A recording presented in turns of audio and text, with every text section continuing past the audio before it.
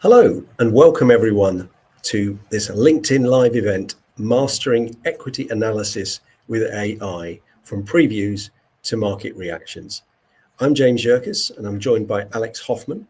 We'll introduce ourselves in a minute, but first we'd like to take you on a journey today through how AI transforms the three critical steps of equity analysis. In particular, number one, the preview stage, anticipating trends and preparing ahead of earnings. Number two, the release and review, extracting insight from detailed documents at lightning fast speed with tools like Marvin Labs.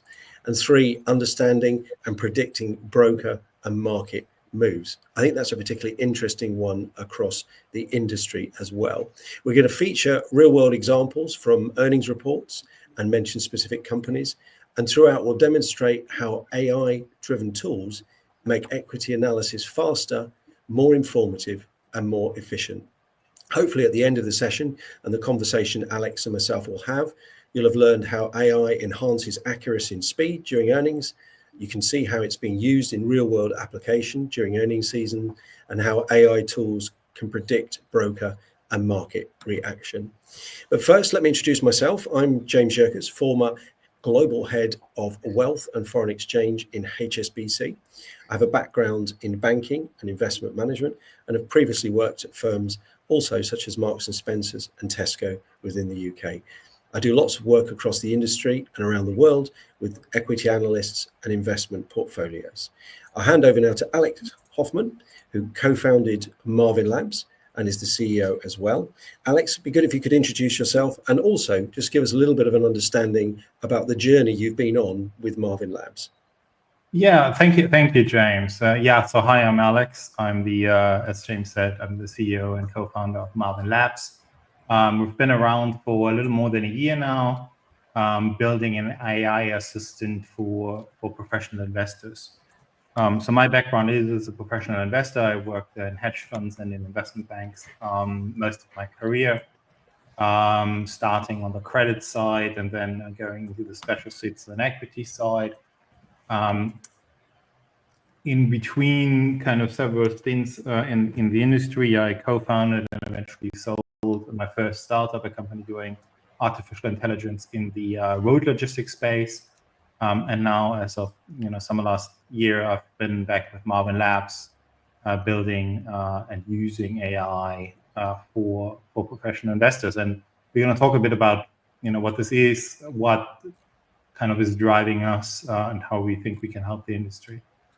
I think that's a good place to start, actually, Alex, in terms of the inception of Marvin Labs, what brought that about. But just before we come to that, just to remind the audience, you can ask questions, you can drop them in the comments box, and we will pick those up throughout the LinkedIn live event. But Alex, just coming back to that, what was it that made you think that Marvin Labs was a good idea, and what's sort of been the inception of the company? Yeah, so everybody that has kind of had a knack for technicalities and has worked in and around the investment industry has played around for the last 10, 15 years with, analyzing the qualitative side of companies. So the quantitative side of companies, revenue numbers, all kinds of numbers has been kind of completely explored almost over the last 30 oddish years.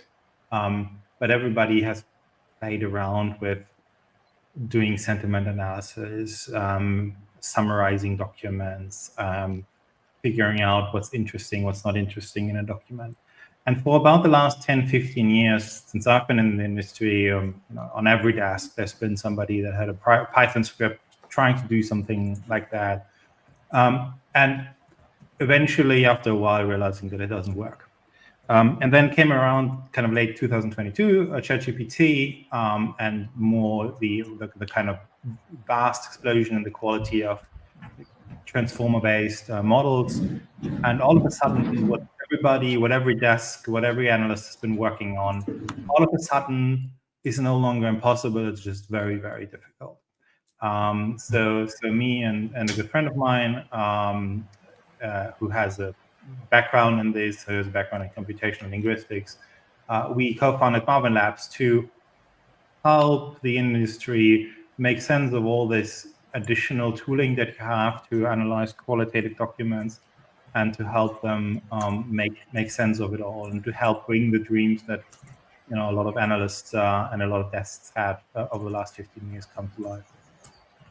I think that's a good summary, Alex. And I think for anyone who's watching this LinkedIn Live, either live or the recording at a later stage, do take the time to visit the Marvin Labs website, where you can utilize the app for free, no sign-up details, and with a limited number of companies. And then obviously you can start to see what the platform does. We'll kick off, though, with some of the questions, because I think, as we said, we broke this down into thinking about AI, which is obviously a very topical subject, regarding the preview stage, release, and then market reaction. If we take the preview stage first, Alex, I've been giving this some thought as well, in terms of the last couple of years, where I've seen equity analysts try and look for sentiment ahead of data sources actually being officially published. But in your view, how can tools help analysts identify signals in alternative data sources before an earnings season, and anything specific you could highlight that Marvin has been successful at doing? Yeah, so if you think about the job as an investor, there's like a good chunk of your work, in particular if you work in equity, in public equities, revolves around earnings. So we've broken it down into this phrase of earnings preview. So this is 24, 48 hours before the earnings are released. How do you get ready for the company releasing earnings? And this is very typical, because we're starting earnings season. We are in the couple of days where all the banks are reporting. Today is a bit more quiet, but yesterday and day before yesterday, we had all the major banks reporting. And next week, we're getting into the meat of it all. We're starting to see some tech companies. We're starting to see a good chunk of the S&P 500 over the next 2-3 weeks reporting. So earnings season is something busy. An earnings season requires the analyst to kind of get real on preparing, then quickly digesting what's coming out from the company, so the primary source, and then making sense of everything that is written about it by third parties, and that's particularly the broker community, who usually within 6 to 48 hours really try to make sense of what the company said. Now coming to the previous stage, there's a few ways that the tool can help you make sense in the previous stage. One of them, and that's one of the things we're doing, is it just reiterates what were the open questions from last quarter, and they can come from various sources. It's a promise that a company made. It's an open question that wasn't really well answered during the earnings call. It's a broker assumption that is to be tested in the near term. So it's really important for the analyst to just make sure that they have some understanding of what's the open items that the company has. The next thing is just making sure you're up to date on everything that happened since last earnings. Like the press releases the company has done. The CEO has presented at XYZ conference, and kind of all the relevant things, the product releases, the senior executive hiring and firing, the changes in accounting policies, all that stuff. And then the last thing that you can kind of use on the qualitative side is just to read across from competitors. Now, if you're Walmart, there's a good read across from Costco on your performance, and that's in particular important for industries where some companies report on kind of slightly different schedule. For example, in retail, where this is really a point. So it's important to kind of know what the competitors say about you, but maybe even your suppliers or your customers say. The supply and customer side becomes obviously more relevant the more you kind of start thinking about the company like Nvidia, where the customer side is quite important as a preview. So you just want to kind of get a sense for what's feasible. And what we help people with is just getting a sense for what's a feasible outcome from this earnings call, and what is something that should surprise you if this happens. And I think that's very important, because it gives you the necessary tools to make a very quick judgment on something happening on the call, and give you an idea of what the expectations are. I think that's a very good point. I mean, I think for me, what the AI tools bring is the ability to extract information really quickly, as you say, from vast amounts of what can often be unstructured data sets, particularly in the preview stage where you haven't got the release. You're looking for sentiment, you're looking for maybe search engine trends, social media, those kind of things to pick up some of that sentiment. So it'd be vast amounts of information, and AI platforms like Marvin Labs can really help with that. I think there's the other bit which you mentioned, like Nvidia, which is to pick up some of the discussions that start to take place pre the earnings release, and that in itself, in some cases, actually, I'm sure we'll get to it later, actually starts to power where the share price might start moving in anticipation of something, because AI tools are detecting upticks in certain discussions. For example, with Nvidia, certain circuit boards or new releases coming, for example, being picked up and being referenced, then suddenly people begin to jump on that in the preview stage, as in not necessarily got the full picture from the earnings release. So I think that's where AI starts to allow unstructured discussions, dialogue, and social media kind of vapor to get more structured, and you can cut through that very quickly. Yeah, and I think in particular for like more complicated companies, just the sheer act of reminding yourself what's what, who's who, which product. If you take Nvidia, right? Nvidia has an incredibly complicated product lineup. It's active in, like, despite being just a GPU company, it's active in 3-4 different industries. All the products have incredibly weird and counterintuitive names, and just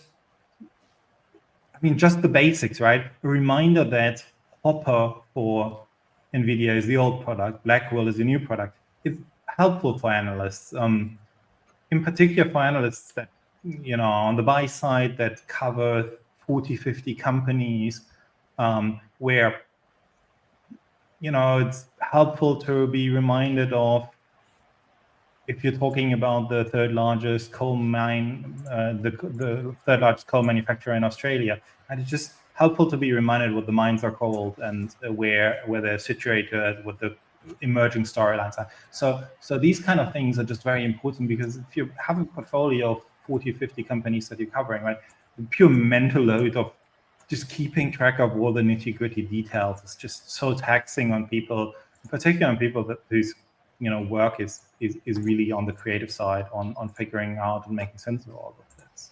I think you raise a very good point there around the volume of sectors that people have to keep in their minds or them sort of analysis. And I think it does. Marvin Labs covers a lot of sectors, and it might be worth just opening up on that a little bit. That is one of the things that in the preview stage, if you are covering different sectors, industry-specific AI analysis can help you cut through that as you jump from sector to sector. Yeah. I mean, one of the nice things about a computer is that a computer doesn't forget, right? So it's very unlike us as humans, right? We forget. We might have had this information before, but we'll forget. The computer doesn't do it, right? A computer will keep perfect track of what's happening. And if you teach it right, it will keep track of all the little nitty-gritty things that you should actually be keeping track of. And you so we are hearing this from a lot of customers, is this idea of they want to keep track of what CEOs promise during earnings calls. They want to keep track of, the factory's going to open in 12 months, and then, 12 months later, they want to check. And it's in their notes to keep track of it. And it's, they make a concerted effort. And some companies even keep, key driver sheets where they kind of put the driver with a date associated with it. But the overwhelming majority of people we talk to tell us, right, like, we almost never gonna make it work, right? We're almost never gonna keep track of what the CEO said in 12 months' time. Our driver sheets are typically woefully outdated, and we're missing it when something happens. So just the pure act of keeping people honest and just following through on what's on your to-do list is difficult because it's so mentally taxing. It is certainly becoming more and more Orwellian in terms of George Orwell's, sort of 1984. That to your point about a computer never forgets. It's got a record of everything. If you think when it comes to previewing and earnings, those CEO statements, there is no hiding place now in terms of cross analysis. Statements often people make about that's fake news. The reality is the assessment from a previous 2 or 3 conversations can be cross correlated. So I think that ability to have one version of the truth, as it were, and then cross-reference that over time, and look for sentiment and inaccuracies, I think is an important part. I know with Marvin Labs, maybe this is a good time just to perhaps share a little bit about the way the model works in terms of looking at things that are the same, looking at things that change, looking at things that are new. That might be a good time to just share how Marvin approaches that fact checking. So the basic premise of how our model works is we have ways and means where we basically keep a very long list of all the facts that are known about the company, and they have some data associated with it. A promise will have a time of expiration associated with it. A prediction will have some idea of a likelihood and also some time in the future that we need to check it. But likewise, a product will have a name associated with it. So we can just keep track of this very, very long list of facts. And it's a very long list because it's basic things like the name of the company is this, the name of the CEO is that, all the way down to they elect to depreciate their servers over 4 years or 5 years. So we keep track of that, and basically we're looking for updates to that list, right? So any new document that we see is going to be it's going to have a new set of facts. And then what we're doing is we just correlate the new set of facts with the existing facts. And now everything that is kind of an addition is inherently kind of interesting. Similarly to everything that expires or that kind of is missing is an interesting thing, right? Like there are examples for companies, in particular, if you look at companies that have large projects, if you look at mining companies, for example, right, they might start talking about the opening date of their new mine and the construction that is happening there, and then all of a sudden one quarter they omit it, which they don't tell you that they're having problems.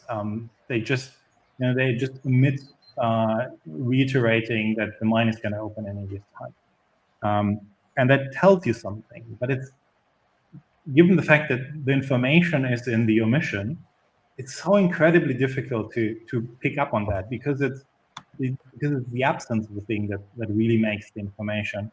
And it's hard to keep track of these things, and we have some technology to do that, and it's kind of the core to what we're doing. I think when you look at Marvin recently, say Tesla, for example, it picked out, didn't it, some of the supply chain constraints and some of the implications on that in terms of they weren't mentioned previously, and therefore it pulled those out, which I thought was a good piece, to your point about you have to spot things, and people aren't going to signpost very easily bad news. That's the whole kind of concept sometimes is to try and protect against the bad news. The piece for me though is there is a difference, isn't there, between the model you're describing that Marvin does and general AI tools that may not do that? It'd be good just to expand upon that a little bit, Alex, around how Marvin is significantly different to just going into ChatGPT and asking it for a summary. Yeah, it's so one of the very interesting things in the last 2 years or so is that our current idea of what AI looks like is, you're going to ChatGPT and you chat with the computer. And that's what people think of AI. But so our premise and what we are seeing in the market is that the big successful use cases of AI, they don't look like that. The big successful use cases of AI are some AI happening in the background. It's doing some cool stuff, some interesting stuff, some very worthwhile technology, but the user doesn't interact with the chatbot. There are a couple of reasons for it, right? But the big use cases, also if you look at what some of the public companies are reporting the big use case of AI to be, right? They are, Meta and Google last quarter reported that they using AI to optimize ad targeting, and they are getting a massive uplift in the return on ad spend. Now, that's nothing that looks like a ChatGPT experience. That's just it's an internal tool that does something slightly or even massively better than they did before, and they see results from that. And they see results flowing through the bottom line from that. And that's the interesting thing. And I think it's a bit unfortunate that kind of what we associate with modern day AI is the chatbot, which is admittedly a very, very powerful tool. It's a new user experience, so it makes it doubly powerful. But it's kind of people missing the applications where AI is a lot more under the hood, and it just allows you to do incredibly cool things that you couldn't have done 2 years ago. And you think about those things, we've talked a bit about the preview stage, and if you think about the actual release, when documents are released and that, we've talked positively about AI. What are some of the, I guess, concerns, or how reliable is AI in capturing sentiment during earnings calls, especially for non-verbal? Because I think what you've described is really good in terms of the use of qualitative and quantitative data. But I'm really curious here. We had a question that came in about how reliable is AI in capturing sentiment during earnings calls, especially from non-verbal cues. Yeah. So sentiment itself is like it's a very kind of interesting thing. And then so let's take sentiment and then let's take verbal and non-verbal. So sentiment is kind of it's an interesting idea where you basically say, right, something is somewhere on the scale between positive and negative. And now, kind of what we really care about as investors is not really if something is negative or positive. It's like, where does it sit compared to the expectation, right? Like an earnings release can be massively negative in sentiment, but if the expectation is even more negative, then we'll see an upward stick in the stock market. So that's kind of one thing. That sentiment is a bit challenged because it's an absolute measure in a world where everything else is relative. And then it's just still so incredible. Like, even just on the written word, it's so incredibly difficult to do because it's a subjective thing, right? I mean, there's a lot of data out there that kind of tries to give you a sense on what's positive, what's negative. And the industry has evolved over the last 15 years. In 2011, there was a kind of paper published in, I think, the Journal of Accounting, which is basically a long list of words that are positive and a long list of words that are negative.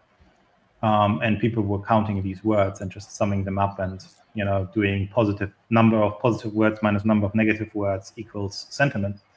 And we've kind of moved away from that. But still, it's difficult. It's difficult to to quantify something that is inherently a subjective measure. I think two examples I've got, which is interesting. One is actually directly to that point. Is I was listening to the Amazon earnings call last year, and somebody presenting distinctly did sound nervous. They did sound hesitant. Now, the question for me was that their personal, they were struggling with presenting. It wasn't that the sentiment was they were hiding anything. They were nervous about explaining results. And that's down, as you say, to interpretation and perspective. They could well have been hesitating because of nervousness. The other one that I use as an example is I used to work in Royal Bank of Scotland in Edinburgh in the UK. And if you're meeting somebody at the back of 5, as in 5 o'clock in the afternoon, in the East Coast, the back of 5 was 10 to 5, as in 4:50, as in the back, as in go back a little bit. If you're on the West Coast, it was 10 past 5, as in the back of you've got back past 5. Now, I haven't put that particular challenge through an AI tool like Marvin Labs, but that comes again back to interpretation, nuance, and being able to understand the context. Because am I meeting somebody before 5 or after 5? That for me is an example about there will always be nuances that make it challenging, versus and also trying to predict sentiment from somebody's tone of voice when it may just be that they're nervous about presenting. Yeah. So the non-verbal side is so there's a lot of research on that, because it's kind of it's an expected thing to look at. And now we have recordings of all of these earnings calls, so we have the audio, and we're starting to get some good models to get some quantitative information out of the non-verbal side. And but it's still, I was going to say, when you think about Marvin Labs and the written side in terms of the qualitative, what would you say are some of the big challenges that it does solve quickly for analysts when the releases happened, the reviews taking place? What is the biggest challenge you think that actually Marvin Labs makes quite a difference for? Yeah, so first of all, I mean, when we talk about written stuff, right, we basically talk about kind of stuff that becomes words eventually. So we still look at earnings calls, we look at CEO presentations. The thing is, we look at transcripts of those, or we look at either third-party transcripts or our own transcripts of those. So we look at it in the verbal form. Now the big job AI does for any investor in this space is it's telling them what they can safely ignore. It's telling them, hey, there's 90% of the earnings call that doesn't really matter, doesn't really tell you anything new, doesn't really tell you anything that you didn't know before. Ignore this press release. And once we come to broker research, right, don't read this broker report. Because it's not because it's bad, not because it's kind of low quality, but it's because it doesn't teach you anything. It doesn't tell you anything that you didn't know before. So that's one of the key things that AI does by focusing you on the important stuff. And that is for an industry where the average person is completely overworked, where like every manager's dream and like everything that has happened over the last 10, 15 years is, squeeze another 10% out of the coverage universe, right? Don't cover 50 companies, cover 55 companies, right? We used to be in a world where a buy-side analyst covered 25, 30 companies. Now, the average buy-side analyst covers close to 50 companies. And that's in a 10-year span. And there's no way to do this at consistent or improving quality without help from tools. Yeah, and I mean that you can't. When you look at Marvin produced a really good summary actually of JP Morgan's earnings release the other day, and in there they were signaling net interest income is falling, and certainly across the banking sector when you see that coming down, they'll have to squeeze harder or increase things like coverage because they're not making as much money from their interest income, which is a big revenue stream for doing very little in terms of actually needing to deploy resource against it.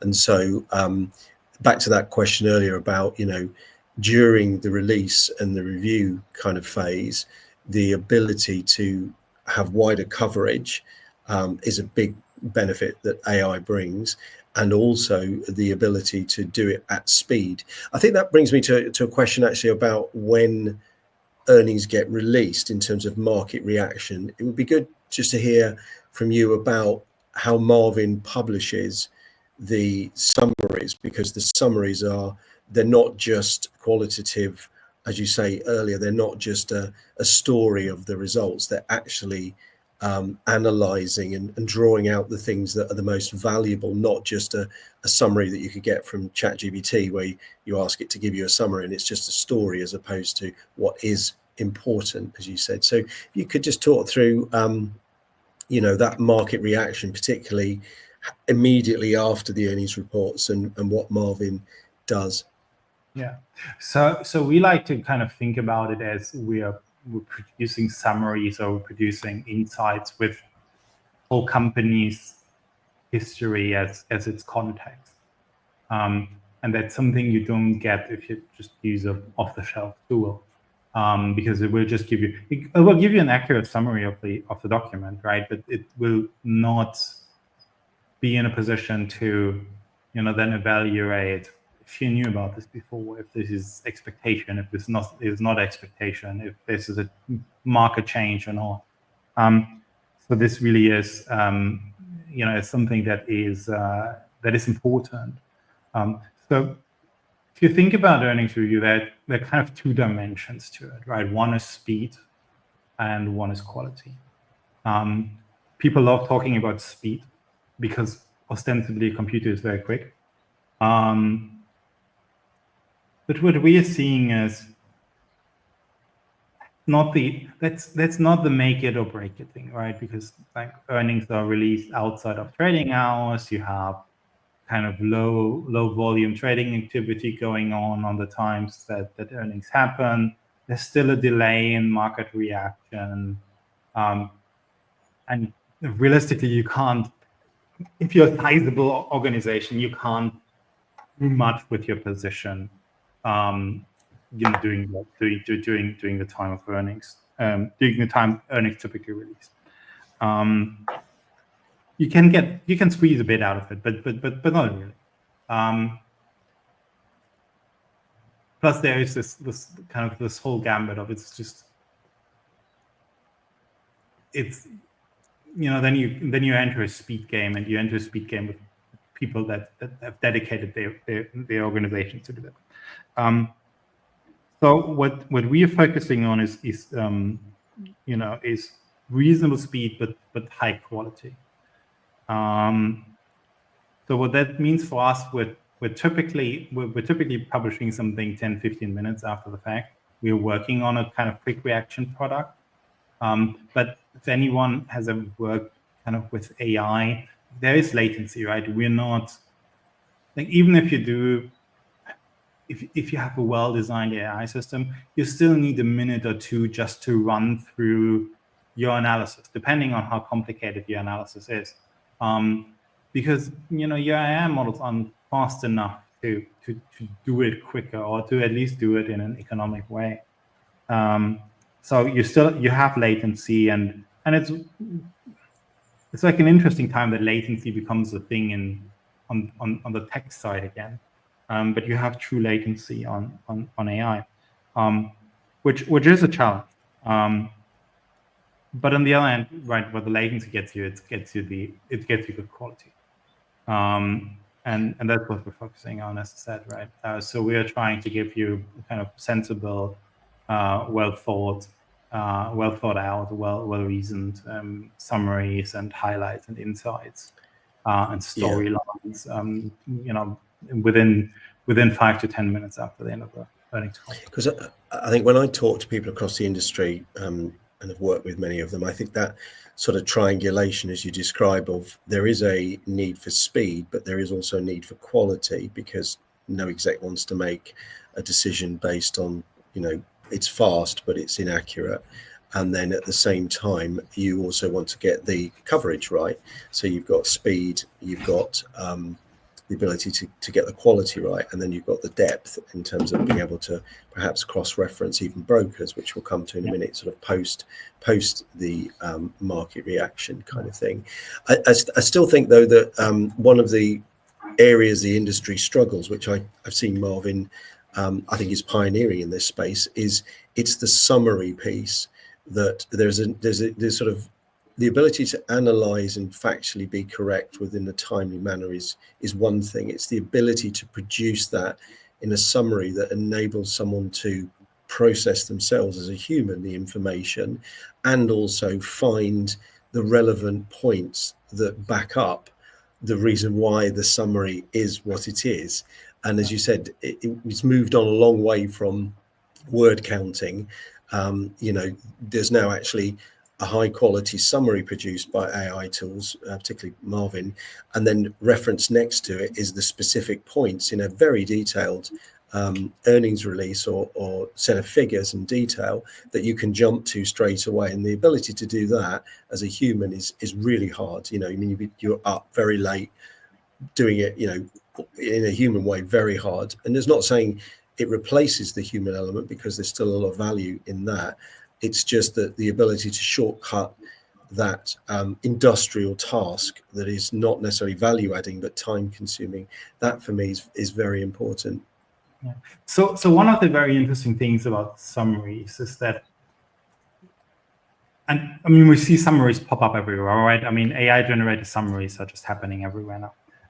So one of the interesting things is that it's incredibly easy to get an 80% good summary, because like most summaries kind of follow general rules, right? If you look at a summary for an earnings call, right, you will talk about revenue, you talk about margin, you talk about you'll probably talk about the cash flow. You talk about some of the key products, and so on. You talk about guidance. So kind of getting 80% of the topics right is really straightforward. But the interesting thing about companies as kind of entities is there's always a new story emerging, right? I mean, there's like over the last 3 years, right? Supply chain challenges have been a big story. You mentioned Tesla having supply chain issues, Nvidia had very famous supply chain issues.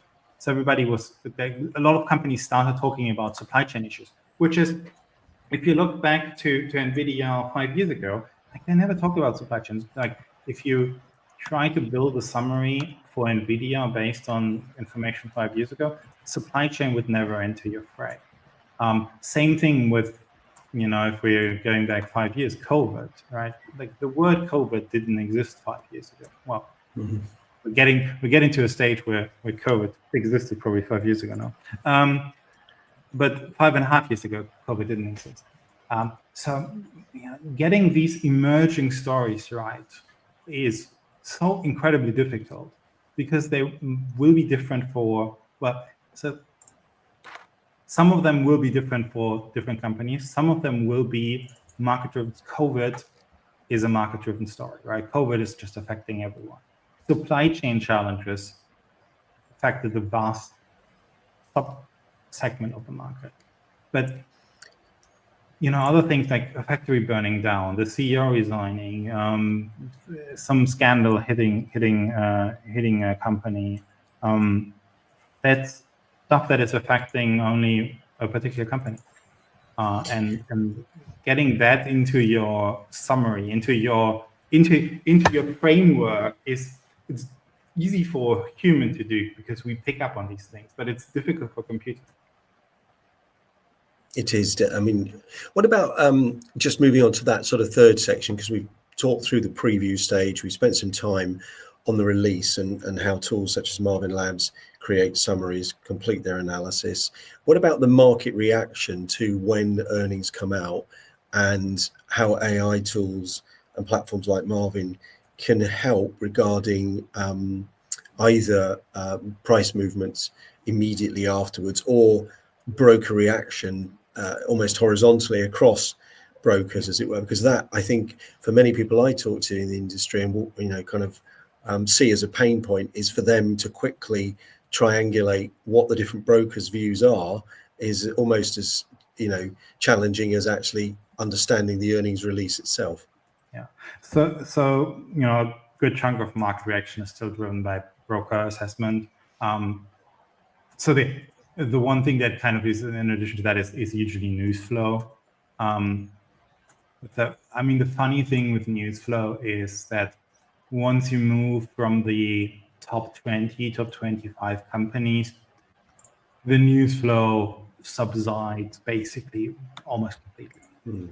There's nobody writing about the third largest. There's no reasonable publication writing about the third largest Australian coal miner. I think once you're getting past the banks and the big techs, you almost have a tough time finding general interest or even special interest press coverage. So what you're left with is brokers. Now the tricky thing about broker research is a lot of it is very similar, and that's not because one broker looks at, presumably, it's not because one broker looks at another broker and just copies it. But there is a bit of a herd thinking, and there is a bit of groupthink in the brokerage community. Because people talk, you share views. So there is this a lot of your broker research that you get as an investor will look eerily similar. And now if you get 10 of those, right? If you're working for a large organization, you have good broker contacts, you'll get 10 broker research, like even on smaller, mid-sized companies. And it's basically impossible for you to read all of that. So what you need to figure out is which one do you read. And what we're basically doing is we will sort through them and we tell you where people have different viewpoints, on what people have different viewpoints, right? Do people have a different viewpoint on the expectations of the company, the guidance of the company, the realistic assessment of the probability of those? Do people have a different assessment on products? Do people have a different assessment on markets? So really, where does the Goldman report differ from the Morgan Stanley report on Nvidia? Right, that's really the bottom line of it. And that's something that it's helpful because it allows you to stop reading the reports that just share a very similar opinion with each other. I think, you just raised a good point, actually, that made me think about when I was in HSBC and running wealth and FX globally. One of the challenges was not only the differences between broker reaction, but also between geographies. So, take Meta, it will produce its results. A US reaction and a European and an Asia reaction might be slightly different depending on themes within those regions. So again, how does AI help with that? Because obviously take a company of that size, it's a big global, as you say, they're not sort of third or fourth down the list. How does AI and how does Marvin Labs help with things like that, where you've got wide, potentially geographical disparities between broker reaction?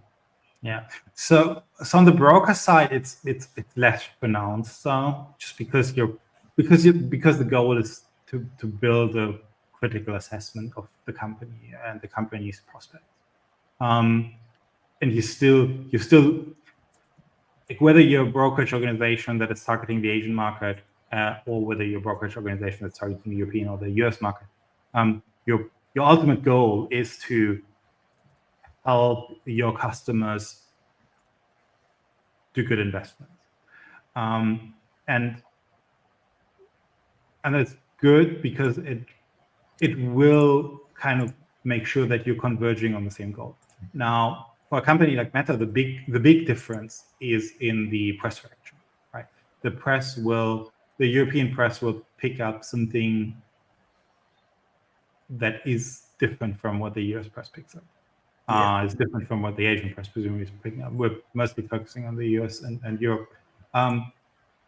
So there will be a different focus there. And that is because you have a different goal set, right? You're like the very prototypical thing is that Europe obviously is a bit more conscious about data privacy, while the US is a bit more conscious about growth, presumably. And you see these differences in objectives in that coverage because you have different goals. But the very interesting thing is on the broker research side, just because it's so because you have a homogeneous set of targets, you converge a lot more. And do you see that the cross assessment between brokers? Where do you see that going in the future with AI tools? Because again, the ability to analyze that quickly. Do you see any changes coming in that space? I mean, the broker side is kind of very interesting, right? I mean, there was an article in a major newspaper, I think 2 weeks ago, that the brokerage equity sell side research has lost like 30-40% of jobs over the last 10 years, right? It's the number of roles is declining, the number of organizations is declining. Even some large asset management firms are cutting down on the number of brokers they have, and so on. So it's an industry that has a few challenges, and it's interesting, right? Because you have got different sets of incentive. You have a set of incentive in the industry if you are in the seat, right? If you are the equity research analyst, you have an incentive to have a differentiated set of opinions because that makes you valuable, because your views are different from the market, and that's why they are interesting. You're not in the herd, but you also have an incentive to not be wrong, and that incentive of not being wrong you have an incentive to not be silly wrong, and that incentive of not being silly wrong most of the time materializes in you kind of hurting a bit.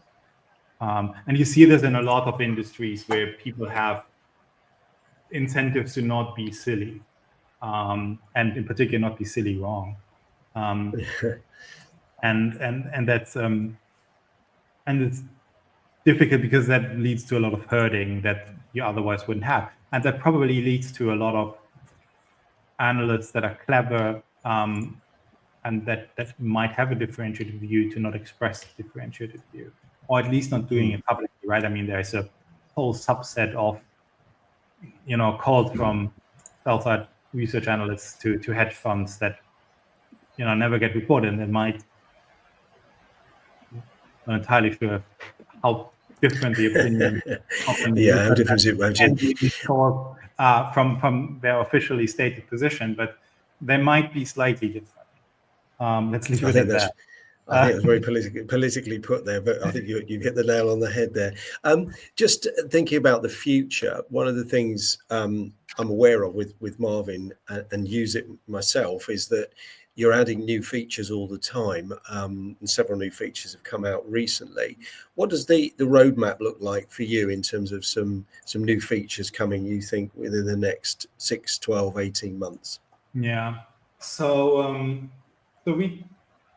we tend to think about it as, what kind of new analysis product can we offer, and what can we offer in terms of incremental data sources. So we're still fairly nascent in the on the brokerage side. So we're having something that we're previewing with a few customers, but it's still for us. It's a new thing, and it's something we feel we are valuable in, but it's a new thing. News certainly is the next thing that we're looking at. We've kind of covered all the written and non-written primary sources, but then the other thing on the data sources side is obviously private information. That might be, your buy-side institution's own research. That might be your own notes from your meeting with the CEO. That might be a private equity deal, a venture capital deal, and the data room for a private equity or venture capital deal. So that's obviously one thing that we're looking at, and we're getting a lot of inquiries, usually from the private equity space, on, like, can you kind of make sense of the data room for us? So that's one thing, and the analytics product is obviously the other one. And we're looking at analytics products always with a view of, like, what is it that we hear from the market that people want, right? Preview right now is a big area for us, because it's a bit underexplored, I think, by a lot of people. I think there are the ability to automatically or semi-automatically offer reader crosses, to prepare reader crosses so that they are targeting to it. Like, it's one thing if your reader cross is, here, look at this review we've done of this other company. It's another one if it's kind of written or prepared in the style of, here's the implication it has for that company. So I think there's a lot of stuff there, and then it's we're quite open to ideas. We're, as a startup, you don't think 18 months down the line you might have an idea of what to do in 6 months. But so we have a few quivers in the arrows in the quiver, but it's mostly focusing around this area of earnings preview, its new data sources, and a few other analytics products. And what do you think equity analysts will face in the next 6-12 months in terms of the challenges they're going to come under? We've talked a little bit about the resources are shrinking, the coverage is rising. Do you think more and more of them will reach out for tools like Marvin Labs to try and help them because they're under those pressures? Yeah. So I think the last 2 years were kind of interesting because a lot of, in particular, the large organizations on both the buy and the sell side, they were exploring AI, but they were mostly exploring AI with an in-house view, right? That's like, we've had a lot of discussions of, we're going to buy a tool. There's this IT team in, somewhere that will just figure out AI for us, and they built the XYZ Bank chatbot, and kind of, almost not surprisingly, a lot of these projects didn't hit their goals.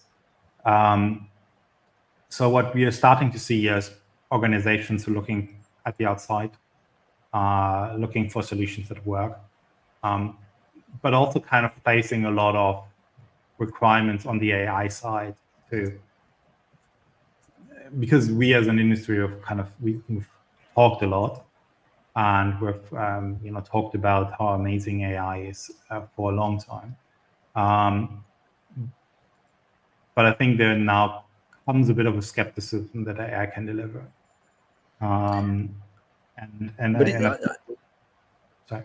I was going to say that I think has been there. If I put myself back into running large technology change programs, integrating technology into large global organizations,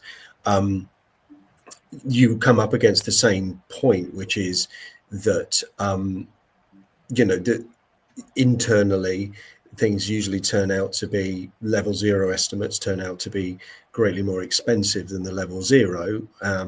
Generalists doing technology or introducing something turn out usually to produce a problematic end product versus if you'd gone with a specialist in the first place. And I think there has been a learning across many financial services companies now, which is why I think when you make that point, it resonates with me, because I think across many financial services organizations, there is a realization that integrating, partnering, or even absorbing really high quality specialized fintech, regtech, health tech capability has been a better way to go than trying to replicate what Marvin Labs does in a proprietary sense, and then realizing it can't do it, and then actually ending up at the end back with the specialist organization. That's certainly something I've come across in my work across financial services and within major banks and colleagues that I talk to. They're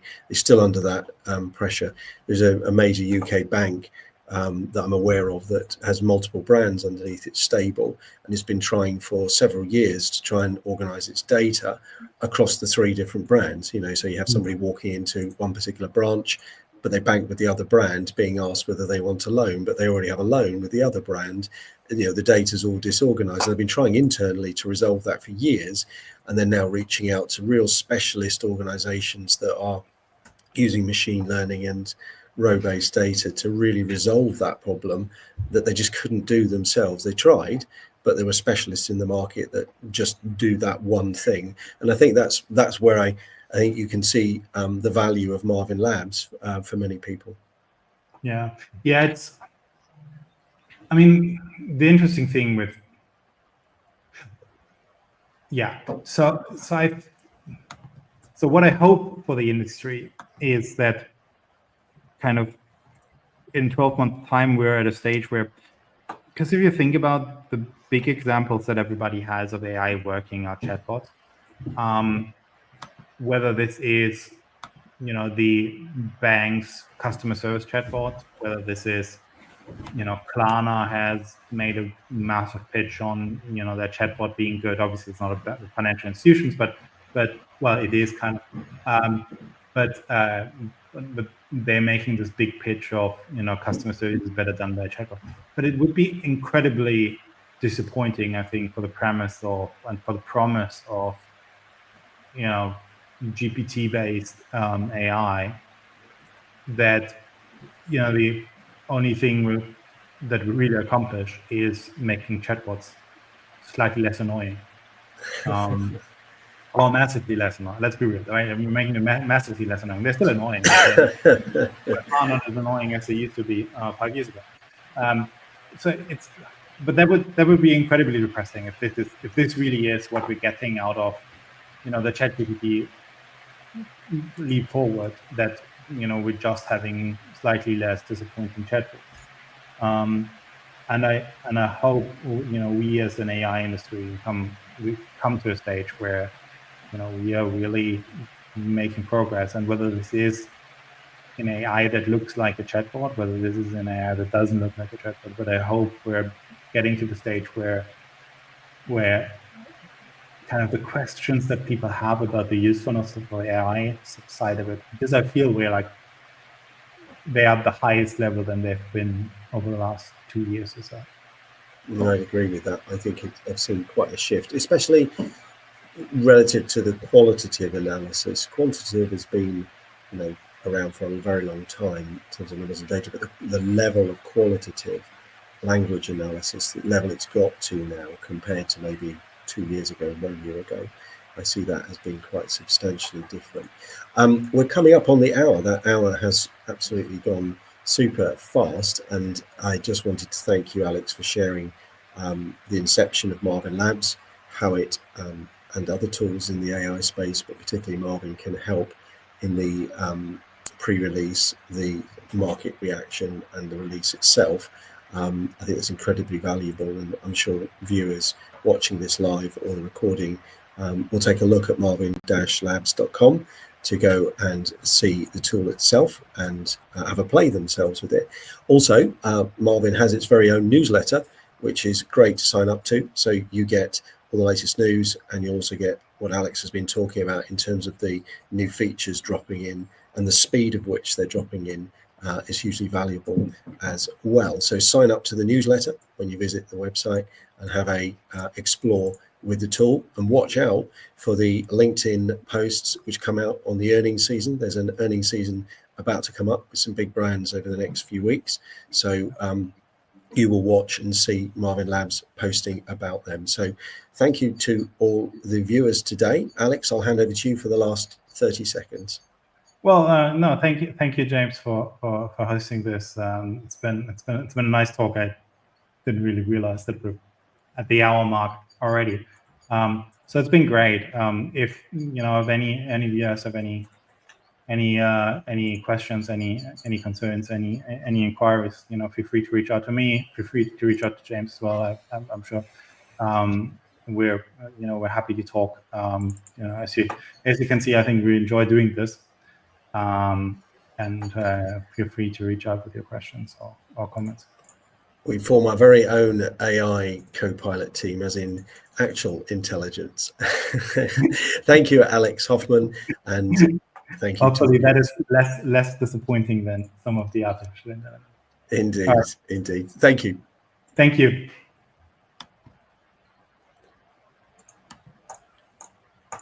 Just check that.